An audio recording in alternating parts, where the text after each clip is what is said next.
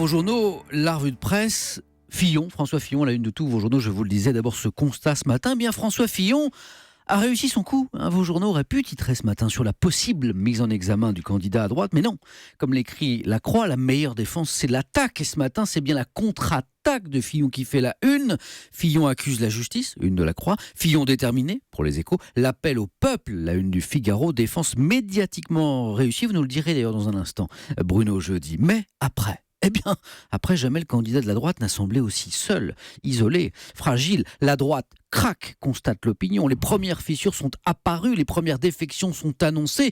À droite, écrit l'opinion, l'appel des 43, qui, initié par Jacques Chirac, avait précipité la chute du candidat Chaban-Delmas. C'était en 1974. Cet appel des 43 est dans toutes les têtes.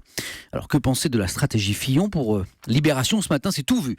Fillon, désormais, c'est le forcené de la Sarthe suicidaire. L'édito de Laurent Geoffrin. Jusqu'où descendra-t-on dans l'indignité? Comme un noyé qui panique, François Fillon entraîne les autres vers le fond. Les autres, son camp d'abord, mais aussi l'état de droit, écrit Geoffrin.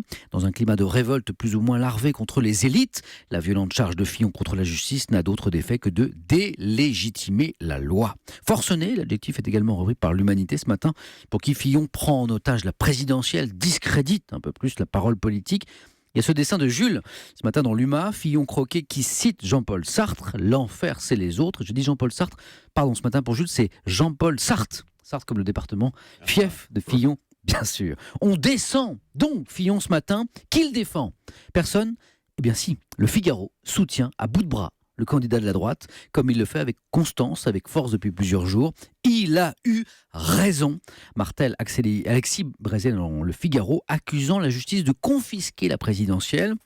Séparation des pouvoirs, indépendance de la justice, le Figaro ne veut pas en entendre parler ce matin, persuadé, je cite, que cet emballement judiciaire ne doit rien au hasard, la fameuse thèse du complot, vous savez, portée par une partie de la droite, qu'on se le dise ce matin, s'il n'en reste qu'un pour soutenir le soldat Fillon, ce sera, il le proclame haut et fort ce matin, le Figaro.